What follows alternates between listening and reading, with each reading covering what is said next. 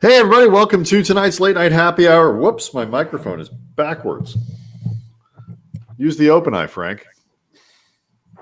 Hey, everybody. Welcome to tonight's Late Night Happy Hour. Speaking into the correct part of the microphone, Brian Kamenetzky and Andy Oddly Kamenetzky. enough, it sounded no different.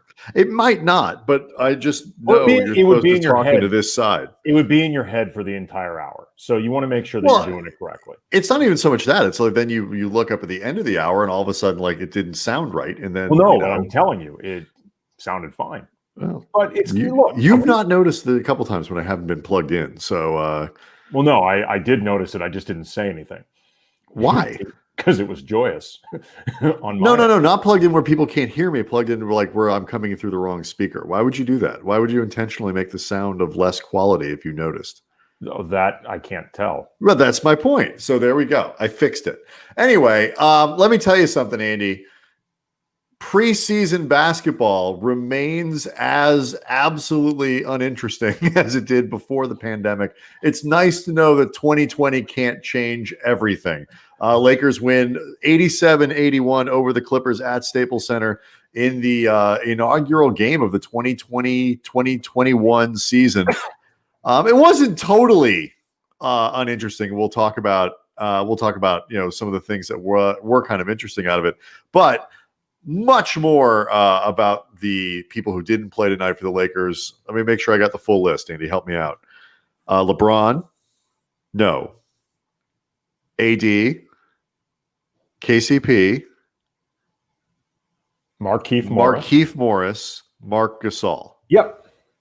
5 pretty notable players. Are those guys to review are important parts of the team? They are more or less the starting lineup. 4/5 of what I would bet big money will be the starting lineup. So at least for one night, Dennis Schroeder is in fact the starting point guard for the Los Angeles Lakers, as he wants to be. Can't believe the Lakers caved that quickly. Can you imagine, like, in this game, if they didn't start him? Sorry, you got to earn that spot, Dennis. No, I think actually now their asses are covered, because if Vogel ultimately decides to play him off the bench, he can say, I gave you an honest look, Dennis. It wasn't what I needed. You started the first game of the year. Yeah. Look, man, what more do you want? I gave you a look. It wasn't what I wanted, but don't come at me, bro. Like, I'm a coach of my word. Yeah, we are not the kind of people who are going to pretend that we found incredible intrigue or all this, hidden meaning or something in a preseason game. It's not necessarily true. I mean, last season when the preseason began, it's your first look at LeBron and AD. I'm not. That's not hidden. But that's something. That's not hidden. That's actually interesting stuff. Well, like this is different. Well, look, if it was the entire roster together, I would have found it more intriguing. Right. It wasn't. Right. But I was also going to say, I think the biggest thing, because I don't want to just, make the obvious easy jokes of crapping on preseason basketball. No, there are things that are worth getting into. Right. But I'm not going to make it into a bigger deal than it was. No, Sure. I was just going to say it also feels anticlimactic when we were watching championship basketball 2 months ago. Like, typically you've gone 4 or 5 months without basketball, so you're just more generally excited to have it because it's been away. In this particular case, we actually just had it. It hasn't really been that long, so there feels like less of an anticipatory buildup towards it. But you have to go away for me to miss you. Exactly. That's more of what I'm getting at. Like, there could be a scenario where even if it was just half these guys, it might have seemed more exciting relatively, but tonight, just for a bunch of reasons, wasn't it? A little bit more exciting. But like, if you're a Pistons fan, and tonight you haven't seen a Detroit Pistons game in like 11 months, they were probably excited, and they were very upset with Jeremy Grant, who went 1 for 11 tonight. So there were a couple interesting things that did come out of this game. Like, you can't sit here and try to evaluate what Montrezl Harrell's going to look like with everybody else and Schroeder. Like, when you're missing that many people, the parts that you're missing matter.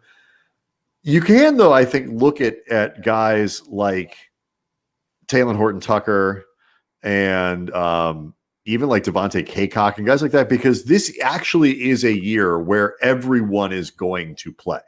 Like, they're going to, at some point, whether because of injuries, because of load management, because of COVID or whatever, you're going to need everyone on the roster. This actually plays into something that I know we're going to get into a little bit later about some of the roster decisions the Lakers have made. But when you look at it, Andy, all week long, Frank Vogel, when asked, hey, who's looked good, the same sort of training camp questions over and over again, repeatedly, Horton Tucker. And you kind of, 6 of 17 from the floor, the efficiency wasn't there, but the overall game, you could totally see what he was talking about. Yeah, he was very confident and aggressive. He was taking, as you noted, a lot of shots, but he was driving towards the basket, sometimes a bit out of control and sped up. You can tell that he's still a young guy that, relative to a lot of his teammates, has not played a lot of basketball, at this level. But at the same time, he's got a lot of, I think, raw but tangible versatility. He's really strong for his age. He is a strong kid. He is capable of moving defenders out of his way while driving. He is also, I think, gaining confidence. And, we saw some of this in the bubble. Frank Vogel talked up THT in the bubble, and he played, I think, fine. But then during the playoffs, he actually got some significant minutes. And in those minutes, I think by and large, actually played quite well, especially when you consider the context of he had barely played the entire season. So, there was, I think, a lot, if nothing else, to get intrigued by with THT. And we're definitely going to see more of him over the course of these preseason games. Sure. It's, we have seen enough basketball. You can kind of, I don't know how, what his ceiling is, what his floor, but you can tell when a guy looks like a real NBA player at this point and when he doesn't. And, he does. And given where they drafted him, given what he makes and given his age, it's really important. These are the types of things that if he turns into a real player, the kind of guy, I'm not talking about an all-star. I'm not talking about a frontline starter, but a legitimate member of a rotation on a good team. And tonight he had 9 rebounds, 4 assists, 3 steals, hit all 6 of his free throws, which is a good thing on this team.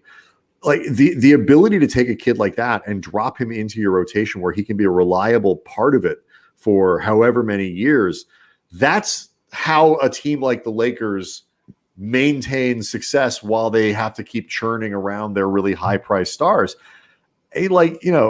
The lob that he had to Kaycock in the first half, and a couple really nice plays coming off screens, very confident taking the 3-point shot, very comfortable handling the ball, smooth, not rushed.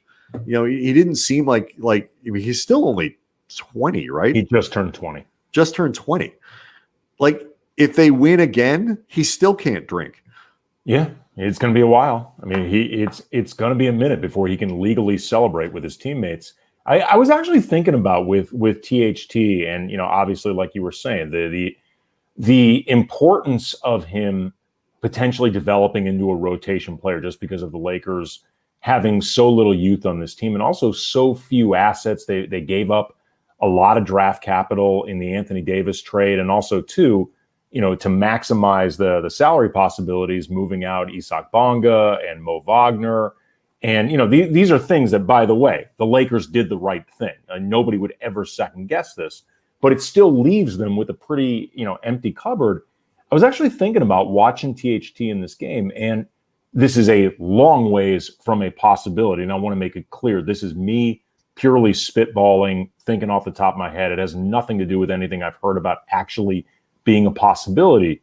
But if THT looks like he can legitimately be in the rotation this year, like a 10th man, but somebody that you can put on the floor for 12 minutes a night and you're good, and he doesn't hurt you in any way, you could at least explore the possibility of trading Kuzma for a future first, if that possibility was there, because that's really the only thing at this point you can trade Kuzma for in terms of tangible impact, because he just makes too little money. Right. So, and other than a sign and trade possibility, because so you say you get a first in return for Kuz? Yes. Do you think Yes. Do you think Kyle Kuzma fetches a first rounder? Yes, absolutely. From who? I don't know. Again, it has to be not a good one. Sure, that's fine. They could use a low first round pick. I think they could do that because the reason I'm saying this is let's finish this and then get back to the Kuz thing. The reason I'm saying this is just because if Kuz is not long for the Lakers in terms of his future with this team, and you and I both have suspected that he's not. Did he sound on media day like a guy, or in his first media interview this year, like a guy who felt like he was going to be around for a while? No, exactly. And I mean, there are a lot of different reasons that he might not be. The biggest two being the two best players on this team in a lot of ways play his position. And there just may not be as many opportunities for him. And in terms of maximizing Kuzma as an asset, if he's not part of the long-term plans, we had always talked about the best way might have been to attach him to Danny Green for an impact player. They ended up attaching a pick to Danny Green to get Schroeder, which again, we both like that deal. But in terms of maximizing the possibilities with Kuzma, you could either try to sign and trade him in the offseason, or you could potentially move him for, again, like a low first, which or just something of value. If it's not something. Right. I think it would be difficult to get an impact player at his salary because most of them would be young guys. And if they could be impactful, the team's going to want to hang on to them. Right. So I think it would be more likely a first, which, by the way, this team could actually use. They don't have a lot of draft capital. They don't. So that's my point. Again, it's nothing that I suspect they're looking to do. It's just something I was thinking about that could hinge on THT making progress. I think that there was some evidence just based on kind of how they went about filling out the roster that they think he can give them some sort of 2-3 minutes. Kid from NYC says, "Don't trade Kuz. I need the Cambros to say the Lakers have renounced Kyle Kuzma." That is I appreciate that because there's nothing I enjoy more in the NBA than renouncing. It is my favorite thing that you get in the NBA. Unnecessarily dramatic. Isn't it? It's just it is over the top fantastic. No, it's renounced like, Kyle Kuzma. Yeah, I mean, renouncing is for like a 13th century king banishing his disloyal brother into the forest or something like that. I renounce you to our family birthright. Or like in Game of Thrones, where you have those people who live up in the sky. They throw the people through the big hole in the floor, and then they just fall forever. Like that's what you do. But there was some evidence that they think that the kid can play a little bit, and it's funny to watch him because you can see why physically he lasted until he did, keeping in mind that he's in much better shape now than he was then. He's like sort of a backcourt version, a wing version of Harrell in the sense that he's, very sawed off for his position. Harrell at 6'7" as a center. Horton Tucker listed at 6'4" on the wing, but he's 6'4", like 235. I mean, he is a big dude. And even at 20 tonight was kind of shoving people around a little bit, doing like YMCA old man, like strength kind of moves, which were really impressive. But he looks like he was put together with like the leftover parts of about 7 different human beings. When he dribbles, like you see those moments where he's like kind of down in like a crouch and he's moving up the floor. His arms are so long, it's almost just like he's just tapping the ball on the floor. It barely looks like he's so weird looking. But as Sector Cruz says, like the wingspan is insane. The arm length is insane. But he can pass, he can rebound, he can do a lot of stuff. When you're talking about how just oddly built he is, for a lack of a more elegant way of putting it. I wrote about for The Athletic last year when we were doing, you and I were writing different, this series called Best Case, Worst Case Scenario for all the different players on the team. And I was talking about with THT, like everybody has body issues to some degree, and everybody's self-conscious about some part of their physical appearance or the way they're built or whatever. And at some point in your life, everybody thinks they have the weirdest body on the planet. THT actually has the weirdest body on the planet because he's like this sawed off, like a sawed off Chuck Hayes, but with Karl Anthony Towns' wingspan. Like, it's really bizarre the way he's built. He's like equal parts shooting guard and center, but without like anything truly defined yet in the way that he'll use that physicality. But there really is a lot of potential there, and it's pretty exciting to watch. Yeah, I mean, and again, they're going to need it. I mean, you look down. I thought, I thought like Kaycock, for example, looked like a guy that Cameron Porter says THT was called a hefty playmaker in college. Is that there's no like, look, as somebody, first of all, Ahmed, shut up. Shut up, Ahmed Youssef, saying that I am awkward physically. I said everybody feels this way. I didn't say all you peons feel this way. I wouldn't know what it feels like. I said everybody does. This is what an Adonis like myself. Right. I mean, this isn't going to be for everybody. I mean, everyone. I went jogging today. This doesn't just happen, Andy. I mean, it requires maintenance. But that's actually a frightening thought. This just to keep this requires maintenance. I can't believe you had all that work done, and this is what it looks like. I know. I broke my nose in college. For people who don't know, I played rugby in college, which, as it turns out, was a stupid idea. But I played rugby in college, and I broke my nose at Fort Campbell. We played Fort Campbell. I went to Vanderbilt. We played Fort Campbell, the Army base. In a game of rugby. They were not good at rugby. Like, we would win those games, but they were physically, you might find this hard to believe, tougher than we were. So I broke my nose, and I got back to campus, and they put it back and whatever. And when I was done, they were like, "Did you get a nose job?"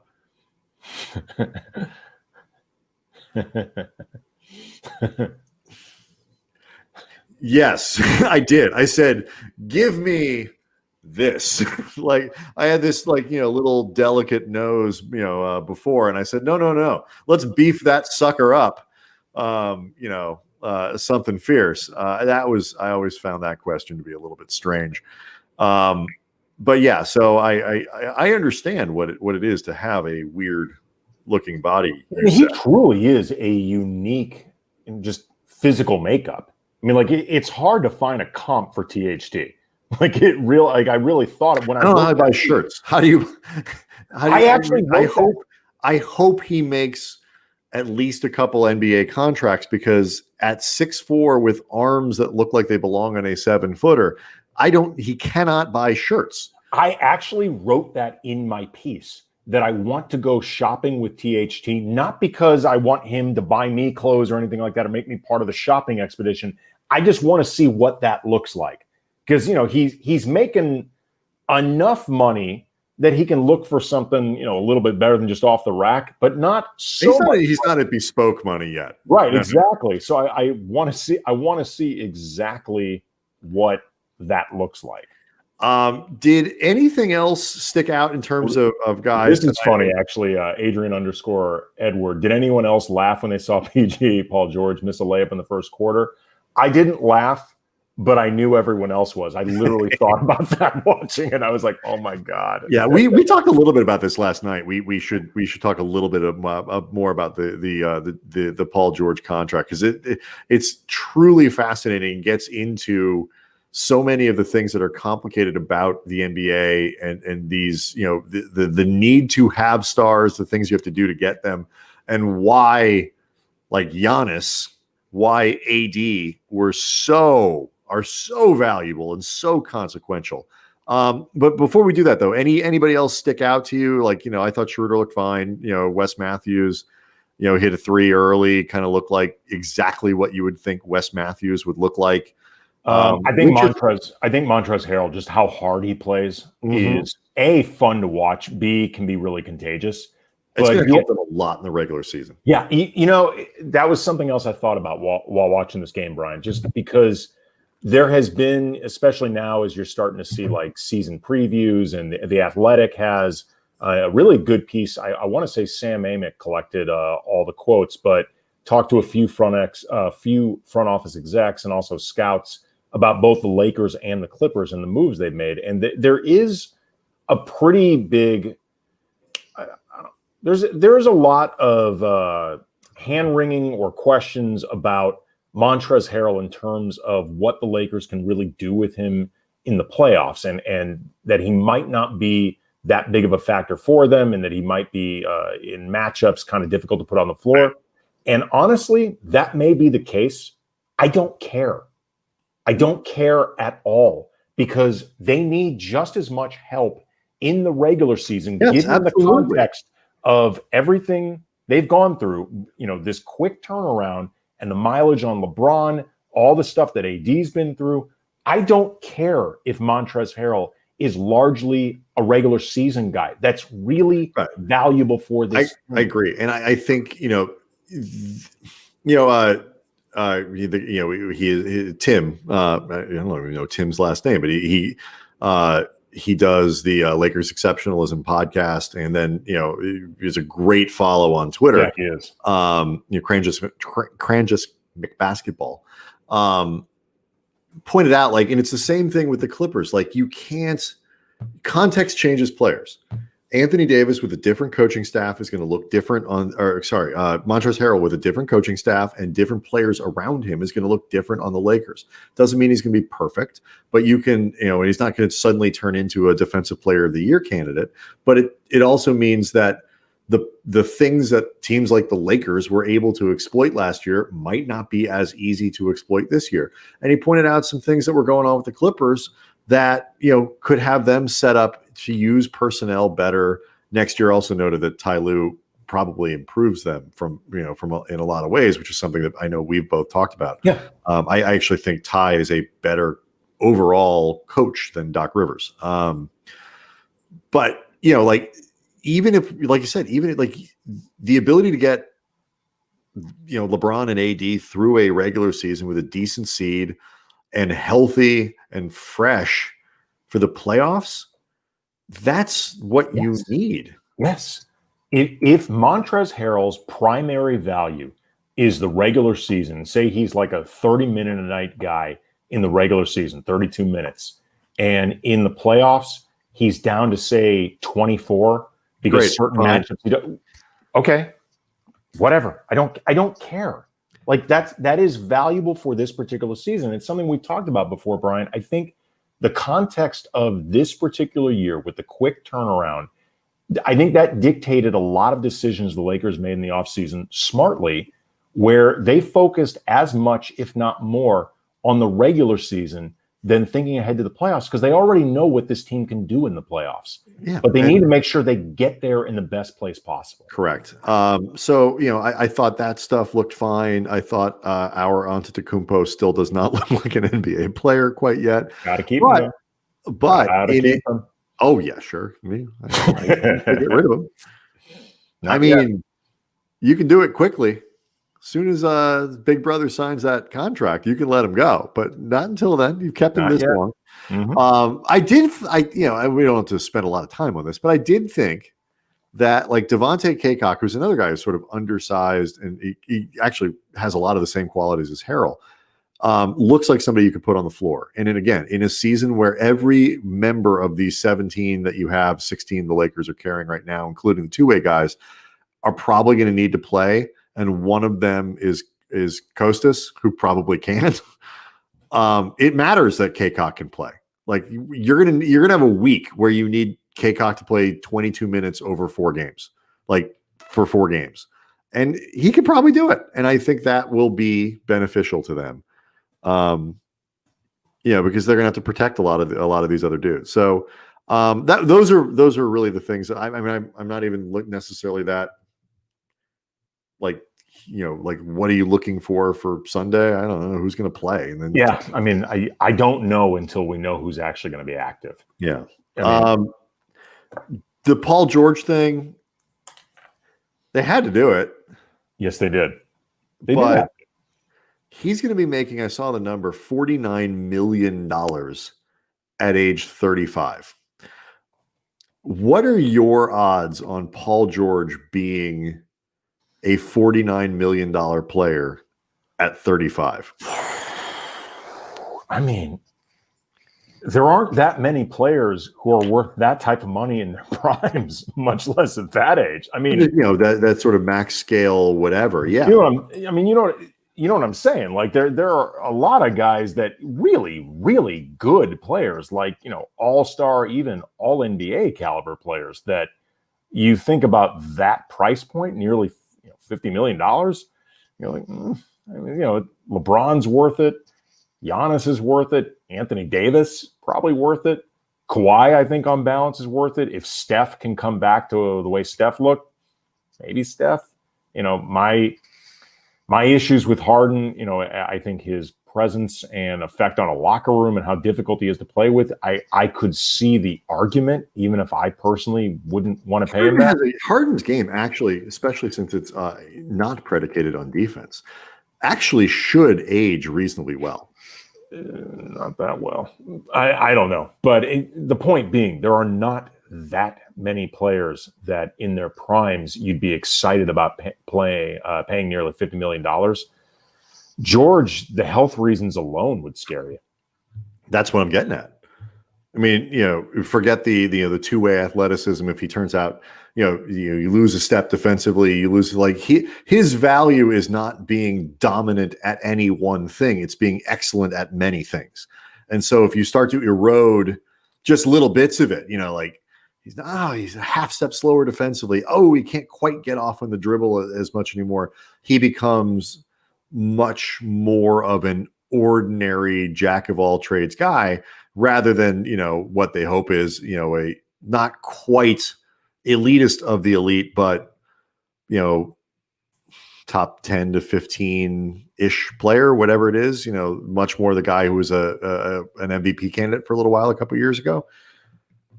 It gets to why, like, the Lakers landing on Anthony Davis as their star, as opposed to Carmelo Anthony, as opposed to LaMarcus Aldridge, was so important, like, and why everybody will do literally anything to get Giannis if he becomes is because if you can get one of those guys when they're in their 20s and you lock them up for 5 years. I mean, Davis is going to be 33, I think, at the end of his 32, 33, something like that, at the end of his contract, 34. But he's 27 now. 27 now, so 32, I guess. At the end of it, and he's a much better player now. So, it's not even like you're talking about equivalent players, but one's just going to be older. One's way better already and younger. Giannis is better than, way better than Paul George and younger. And the Clippers had no choice. They have to re-sign him. They have to re-sign Kawhi, but they're going to be, that has the potential to be really ugly in a few years, even if it turns out well. And they could be blocked by the Lakers the entire time. They might be. Sure makes Lakers fans sad. But they might be. But the Clippers are in win now mode. They are in extreme win now Absolutely. mode. And look, as much as Paul George can be a lightning rod for criticism and polarization, as I mentioned yesterday, the jokes. I mean, Paul George is a magnet for just incredible jokes, just top shelf stuff. He still is a really good player. He is still one of the best two-way wings in this game, and two-way wings are an incredible commodity in today's NBA. And for the time being, even if he is not capable of being a number one option for a contending team that you can build around, he is absolutely capable of being one of the top components for a team like that. Oh, and there are not a lot of guys in the NBA like that. I mean, there just aren't. So if it's the quarterback debate that we have. It's like, when you have a guy, you don't love him. I don't love Jared Goff. Every single time we have a football person on this show, I'm like, I need you to walk me off the ledge with Jared Goff. I'm not proposing you get rid of him because I don't think they can find someone easily who's better. If you consider Jared Goff like a top 15 to 20 quarterback in the league, it's really hard to find somebody better than that.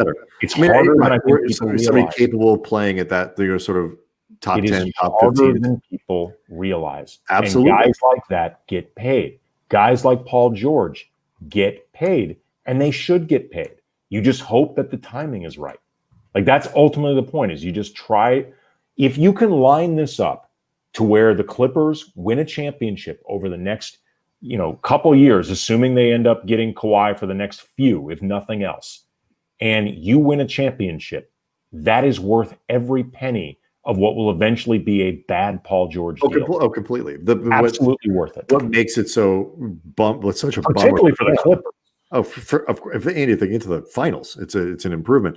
I mean, even they were noting on the broadcast, the Spectrum broadcast, like they have not been out of the second round, like ever. There is some space for this team to go. They the situation that the Clippers are in, though, it just, again, it gets to what is so difficult about the NBA. Go ask Karl Malone. Your time, you can't time this stuff. You got to go get guys when you can get them. You got to make the move when you can get them. But like, as good as the Clippers are, and they really are good, as Lakers fans like to mock them. Well, it's fun. They're not better than the Lakers right now. Like, they have to show that they're better than the Lakers. And foundationally, if you look at best players with best players over the next couple seasons, they're not in position to get better easily than the Lakers. And this is arguably as good as they've ever been. It's a big fucking bummer if you're a Clippers fan. Like, well, there's just no way to get around it. It's potentially a big bummer. But like we've talked about, if this team comes back with the right mindset and right attitude, they're going to be really good. Mm-hmm. Like, it's not like they're locked into something where you're like, holy shit, this cannot get better. Oh yeah, like, you're not going to be able to get big enough. You just realize we made a terrible mistake and we can't get out of this thing.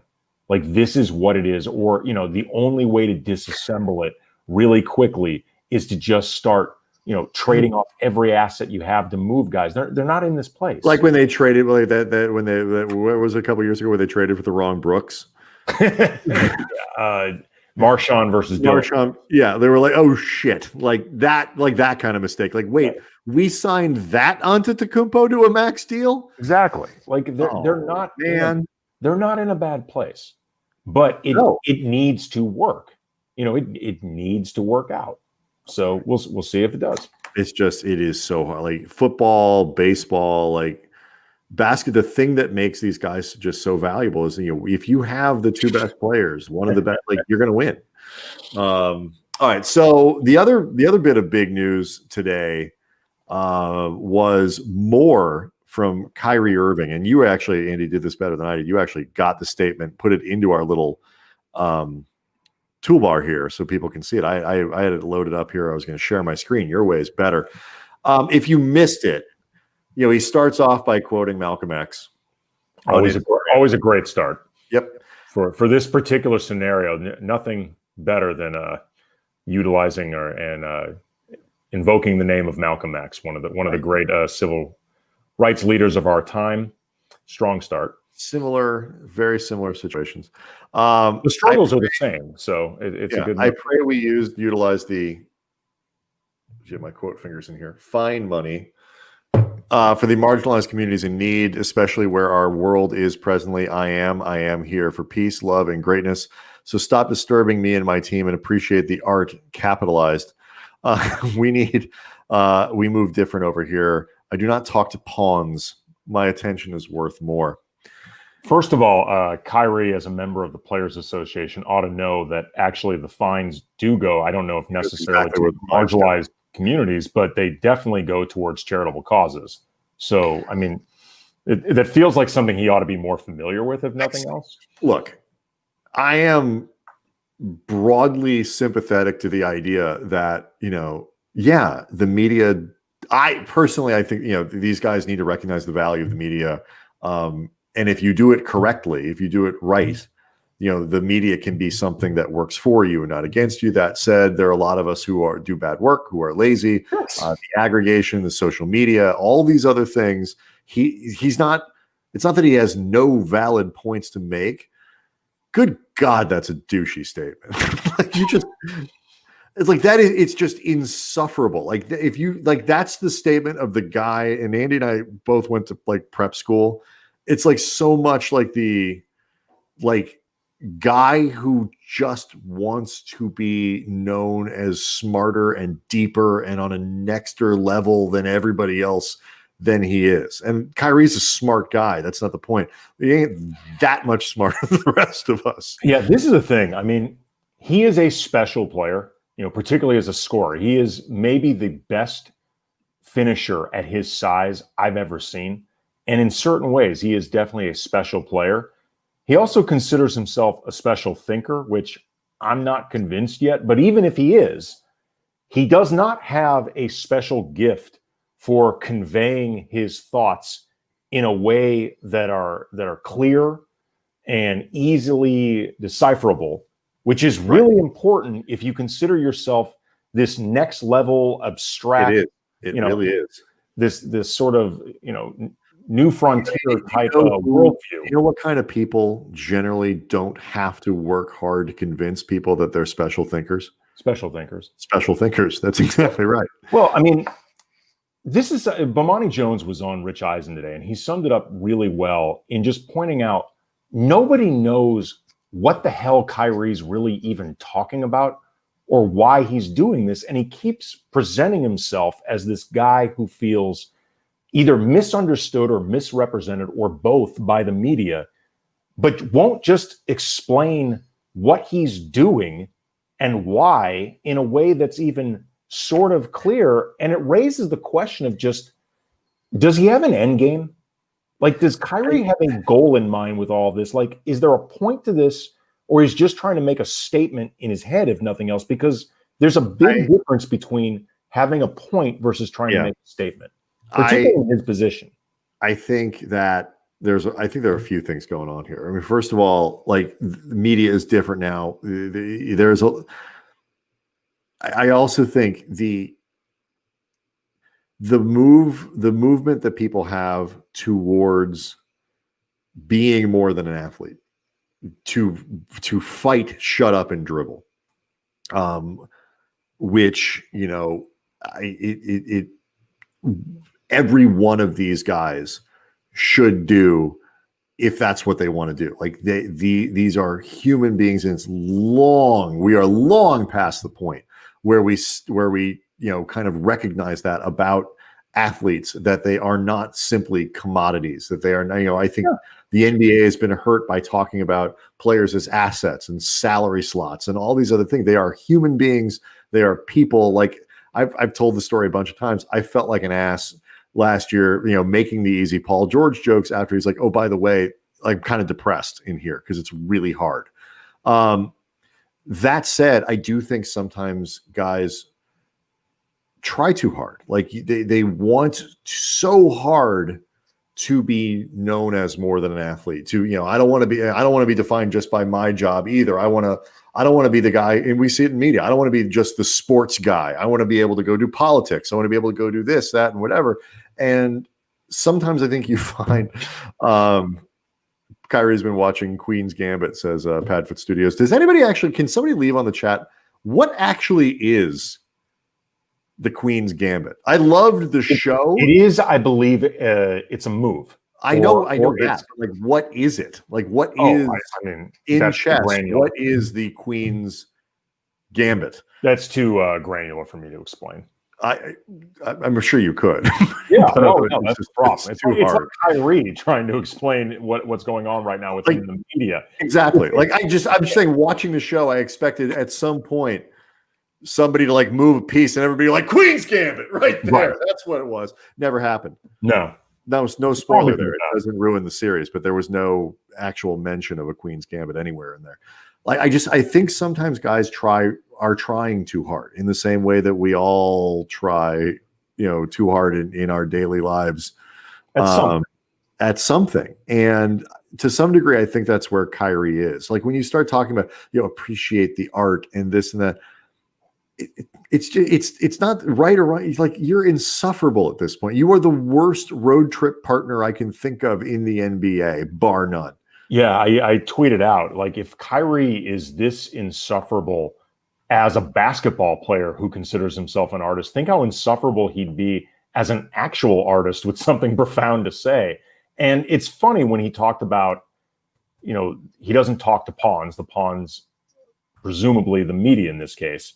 And I want to make it clear, like we said before, I don't care if Kyrie doesn't like the media, if he considers members of the media, and you and I would be included in this, broadly speaking, to be a bunch of disingenuous asshats. Like, I'm good with that. I don't care. I don't care if he ever speaks to the media again. It's his choice. It's either good or bad or whatever.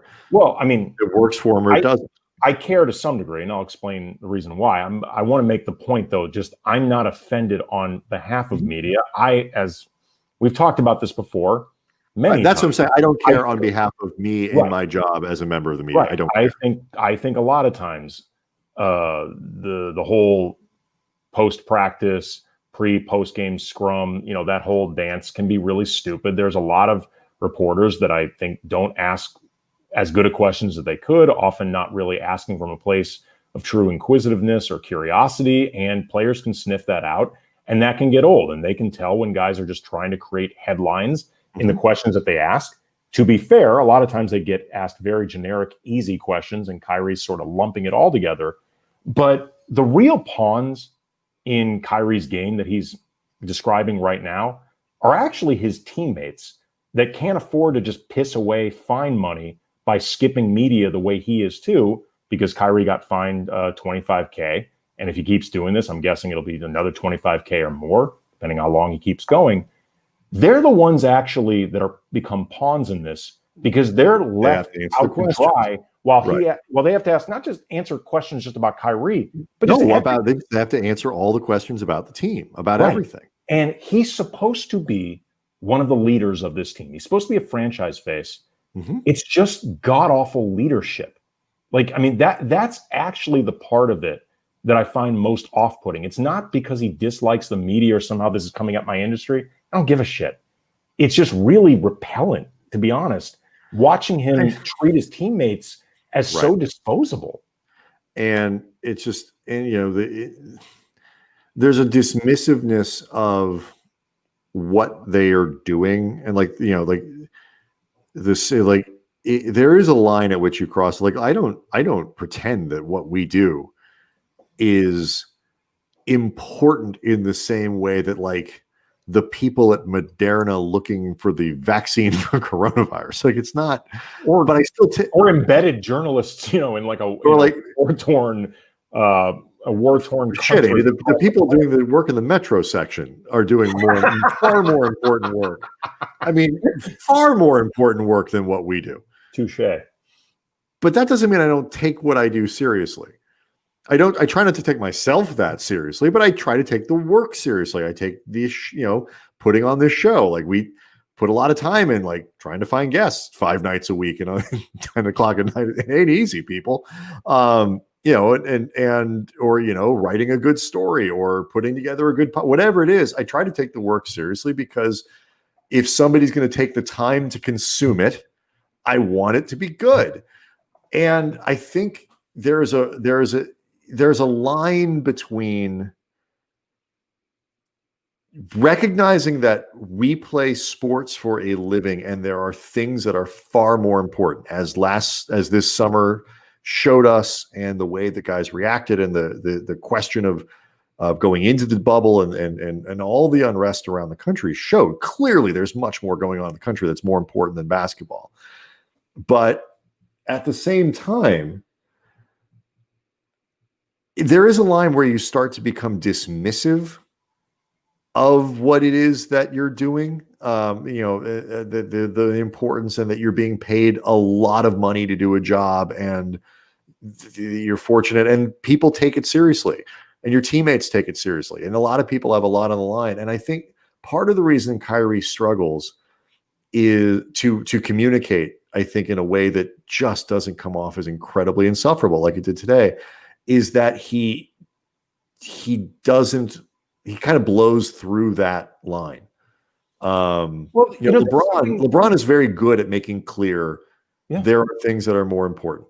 He is also very clearly fully invested. Well, this is something we recently talked about with regards to James Harden, and the way camp started with the Rockets while he was out partying with, little baby, and then, all across the country in the middle of a pandemic, indoor situations, no masks, all of that. You and I are very supportive of the idea of no beanie, but I don't have this. This is the hat that for my son's cooking. Like they have a cooking gardening class, and this is the chef's hat that he decorated and wears during that class. So I have this. I don't have my beanie though. You look like I look like the worst pope ever. I was just going to say, you look like a colorful pope. Yeah. But like with James Harden, we were talking about how both of us really support the idea of player empowerment, because for a long time, the scales of power were completely imbalanced. And I think in a lot of ways, ownership had power over players in a way that led to taking advantage of them, or, players didn't have enough agency that both of us felt that they had earned. So the idea that James Harden or Kyrie Irving or any superstar in the league would accumulate the type of power that they have, and the ability to force certain things in their career, things like that, I think I speak for you when I say I'm good with that. I have no issues with that at all. I say literally, no pun intended, more power to them. But I feel like we're starting to reach a point in the player empowerment movement where players don't feel a sense anymore of actual accountability that goes with their power. Well, no, some, not all, but some. And I think we're starting to see a trend with that, like where you're losing sight of the actual accountability that comes with this type of power. And power without accountability in any setting is a potentially really bad thing. Andy, what did Uncle Ben say? What did Uncle Ben tell Peter Parker? With great power comes great responsibility. That's exactly right. But you know what I'm saying, though? I mean, like it's potentially problematic in any type of setting. And I will say that, and I want to definitely talk a little bit about the Star Wars stuff too. Maybe it's just because of the political season that we've just gone through and the events that we're currently in. Something going on? What? Something going on? Perhaps. I haven't been watching the news. I find there are very few people in the world that I find more irritating than I'm the only one who sees the truth in your sheep guy. Yeah. I hate that guy. Yeah. I hate that guy in media. I hate that guy basically everywhere. I'm the only one who sees the truth. You're just a sheep. I don't have to, kind of prove my point. I don't have to debate or be responsible for anything that I say or do, because I'm the only one who sees the truth. And if you don't see that I'm doing that, then you're just a sheep. I hate that guy. And the statement that Kyrie put out today is that guy. I don't talk to pawns. Well, I also hate, and this is something specific to our president, the inappropriate and random capitalization of words that do not need to be capitalized. Don't do that. That's more of a me thing. No. I tweeted this out during the first of the Kyrie media boycotts. I think a big problem Kyrie has is that he likes to present himself, and I think he sees himself as this very expansive, different thinker on a different plane. And whether you agree, disagree, beside the point. But if you're going to be that type of guy, you have to welcome the idea of people questioning you, saying things that seem pretty damn out there. And a lot of this began with Kyrie when it came to claiming that the earth was flat, which he said, then said he was kidding, then may not have been kidding. Then, why does it matter what I think one way or the other? Like, Kyrie, I think, likes to see himself as somebody who's just on a different level. Yes. He's like this, he's seeing things with his third eye, so to speak. And great, whatever. I mean, like, I welcome anybody who wants to try to challenge different paradigms and wants to try to challenge different norms. I think that's great. Honestly, I do. But you have to be willing to be challenged on that. Yes. And Kyrie seems very put off by the idea of, I just said this really out there shit and you're calling me out? like he seems really put off by that concept. Yeah, I make especially in his position when you're as visible as him. And it's funny, like, Kyrie becomes an avatar for the larger discussion of, is the media right or is like media responsibility? And one of the smartest columns I ever read about a person was one about Lena Dunham a few years ago when she was really starting to blow up, and she really was one of the only women in Hollywood that was wielding sort of influence and power, and like she was this avatar for a lot of stuff going on in Hollywood where you're like, women deserve more, opportunities, that she's the only one running a show. Like, why aren't there more women out there and it became kind of a thing where either by liking or disliking Lena Dunham's work, and I'm not a big fan of Girls. I didn't think it was that great a show. Granted, I'm not the demographic, whatever. It became kind of you either like Lena Dunham and support these things, or you don't like Lena Dunham, which means you don't. And Kyrie, in a lot of ways, is sort of the avatar for that right now, where you either support like the idea that the media sucks, and therefore or you think Kyrie is being a pretentious kind of jerk, like insufferable, which means you don't believe that players, have a point about the way the media speak their minds. They are not the same question. No. I can find Kyrie obnoxious and still find a lot of the underlying truths, things that he's saying to be true. And I do, but God damn, that was a pretentious statement. Anyway. Really quick, Lakers on the Mind had an interesting question. With the stunts by Kyrie and Harden so fresh in everyone's mind, what other player do you see making headlines this season if you had to take a random guess? It's going to be Giannis through potentially no real fault of his own, but just everybody is going to be so focused on Giannis if he doesn't end up signing that extension. Yeah, that's just going to become a thing. It is different. It is different, but everything will be just. I don't know, the way the Rockets looked. I saw a lot of people on Twitter that were like, Harden's just be like right back into camp, like, hey guys, this is great. John Wall looked good, Boogie looked good, everybody looked good.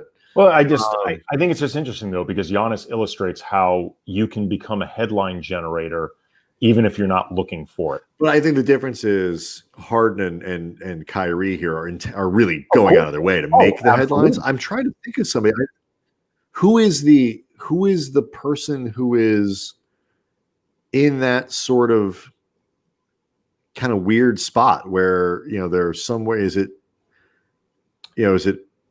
Bradley Beal if it doesn't work out with Westbrook? That's not his personality. He's not going to do that. No. I don't know. I mean, it's a good question. I have no good answer for it. Yeah. I mean, Jimmy Butler's more than willing to do stuff like that, but he's very happy in Miami. He's happy where he is. So I don't know. I don't know. I mean, Quinn's suggesting that it's Draymond Green. Maybe. I mean, look, the Warriors are fascinating because of that. The Clay thing kind of scuttles them. I think they have a chance. I mean, I forget playoffs technically runs all the way through 10, but I still think of it as top 8. I think they are a fringy top 8 team now in a really good Western Conference. But it could also, if Steph misses 2 weeks, they're done. And if they're done, Draymond is packing it in. He's one of these guys too at this point in his career really does kind of preserve it for the playoffs anyway. If they ain't coming, that's interesting. What about Kawhi? That's an interesting one. It won't be out of his mouth, but it'll be out of Uncle Dennis and some of these other guys. People, I mean, Nathan Mark points out. Everybody is going to be a body language expert when it comes to the Clippers this season. Everybody's going to be watching to see what the chemistry looks like and whether this team has gelled more. Oh, that's interesting. Could be Victor Oladipo. That's an interesting one from Travis Tango. The thing about Deep is is he at that level anymore where if he doesn't come back and look like Victor Oladipo, is it the same kind of thing? Yeah. He's more of just like a sort of a problematic guy that is more dismissible, than when Kyrie or okay. This is interesting. Karl Anthony Towns. Ooh. If Kat is unhappy, that could be really interesting. that could. I mean, he's under contract for a while, but that could be a really interesting candidate. You know what? At this point, Karl Anthony Towns can do whatever he wants. The stuff that guy has gone through this year with COVID and his family. I know. I would not. I mean, maybe I hope things work out. I mean, I am a person who likes there to be as many good franchises in the NBA as possible. I think it's good for the league. It's good for those fan bases, whatever. Maybe the new crew in Minnesota can make it work again. Yeah, I mean, if they can't, Angelo Russell's his best friend, so that's definitely right. If they can't, fuck. I mean, who could blame Towns for? I just, like you said, with everything he's been through, I would love for him just to have an enjoyable year. I mean, because my God, that guy deserves it. Yeah, just what an awful year. It's both his parents and I think 4 other members of his 6 members total of his family that have died of COVID. I don't know about both parents. I know it was both parents. I know his mom. I thought it was his dad. I know his dad was sick. There's been a lot of people in his family sick or dying. I don't recall off the top of my head his father. I know his mother, and it's brutal. Yeah, it's just been hearing him talk about this experience is gut wrenching. It's just horrible. So it would be nice. It's a really good question though, because and like everybody doesn't. Anthony Davis, like you can't force. I think what guys are learning is like you can't be the good guy and get what you want. If you want, Travis pointing out mom, aunt, and others in his family is what he said. Thank you for the clarification there. You can't. Yeah, Quinn points out dad got better. He had it and recovered. You can't get what you want in this situation and still stay the good guy. Doesn't work that way. Like if you want to force your way out of the city you're in and leverage the influence that you have and get to the place that you want to go, like Anthony Davis did in New Orleans, then you have to understand I'm never going to be a popular person in New Orleans. No, but there are ways though that you can, and this is something I know like Ramona Shelburne recently was talking about on one of the ESPN shows. It might have been The Jump, but the idea of help me help you, like with Harden making this so adversarial, like Chris Paul, for example, in OKC last year, we've talked to people. We know that he actually enjoyed the experience, maybe more than he expected, but he definitely enjoyed it.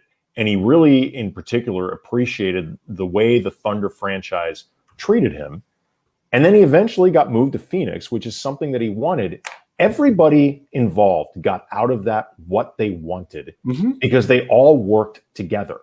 And it was I thought it was a really instructive, great example of how you can have a franchise and a player who decide, let's put a premium on professionalism. But you know what? But the only thing I would say to that is it's a different deal because Chris Paul was older. There was sort of it is different than Anthony Davis forcing his way out, or different stars forcing their way out in their prime. I meant specifically compared to James Harden. Oh no, don't get me wrong. You can do it it's very difficult to do it in a way that where you stay popular, where you aren't the bad guy a little bit. It's really, but that doesn't mean there aren't degrees. Like you can, the James Harden way. Well, there's the difference between minimal damage and the James Harden. But there's also the difference between Harden and AD. Outside of the fact that AD made it very clear he wanted out, but he didn't become truly. I'm not going to say he wasn't disruptive because he was in his own right a disruptive force. I don't think he was as unprofessional as James Harden has been. But also, too, James Harden has had a lot of power within that organization. And the moves that he ultimately is expressing unhappiness about are all moves that he not only signed off on, he requested. Like these are things that he wanted. So in some ways, I feel like James Harden has gone about this in ways that even acknowledging the disruption that Anthony Davis caused 2 seasons ago with the Pelicans, and that's undeniable, it's not the same thing. It's not. And as Quinn points out here, the other thing that Quinn Better points out here on the chat, like the other thing that matters in this conversation is the context of the team. Yes. The shittier your team is for longer, the more simple. I'm not saying there aren't degrees to this. But you are, if your fan base, you're just on a god awful team for 5, 6, 7 years, and this works in favor of Karl Anthony Towns, regardless of whether or not you think how responsible he is for not getting better, so whatever, he's really effing good. The crappier your team is for longer, the more leeway you have to force your way out. There's no question about that. And Harden's been on really good teams for his entire time in Houston. Some of that's because of him, but it's also because they keep putting good players around him. Yeah. And every superstar, it's not working out. Like at some point, got to be at least a little bit you. Maybe don't go to the strip club while your team is practicing. Yeah, exactly. I mean, like, don't be an asshole. Like that's we have one basic rule that we teach the kids in our house. We do not have a lot of rules. My wife and I are not disciplined enough to keep up with them. We've got too much going on, particularly now. We basically just have one rule, and it applies very neatly to almost everything. Don't be an asshole. And that is our rule. I mean, not a bad rule. We don't always phrase it that way to them, but that's basically the rule. Don't be an asshole. James Harden, you can get what you want. You want to leave Houston, things are different. I get it. It's fine. Okay. Don't be an asshole. Yeah. And that's what he's being. Kyrie, don't be an asshole. You can make your point. Don't be an asshole. Yeah. Anyway. Speaking of people who are not assholes. I'll bite. Where are you going with this? Coming up next week on the Late Night Happy Hour. Okay. That's good. These are nice people. Yeah, they are. Sean Highkin, who was supposed to come on tonight, became a victim of the ever-changing media landscape where you suddenly find out, we are allowed in the building. And so he was working tonight. The Blazers were playing their first preseason game, so he was working. He will join us on Monday. David Hill, author and gambler. Yes. Yeah. He's got a great podcast series right now for The Ringer called The Gambler, about different professional gamblers in games ranging from poker to gin rummy to horse racing. Gin rummy? Gin rummy. Yes. Huh. Yes. It's a really great podcast series. We're going to have him on Tuesday. I'm very excited to talk about this. I plan on asking him if he could break down when I should know if I should walk away and when I should run. I'm sure he's never gotten that one before. Nope. It's like when Ian Anderson, the pitcher for the Braves in the playoffs, got all the Jethro Tull references. Like, never heard that. Thought that was hilarious. Yeah, the 73rd time I've been asked that today. So Jordan Rodriguez is going to join us on Wednesday. She is always fantastic. And Brian Curtis from The Ringer on Thursday.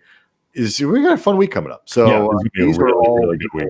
Who are not assholes. Quite a sales pitch. That is not a 3 out of 10 seg, Nathan Mark. That was like a 4, 4.5. Anywho's it. Good question. When is Ben Lyons coming back? We're waiting for the next anniversary. Ben is our anniversary or milestone designated guest. Like we like having Ben on when we hit certain milestones, because Ben was the first guest we ever had during the inception of the show when we were with 710 ESPN. And then when we went indie, Ben was the first guest then.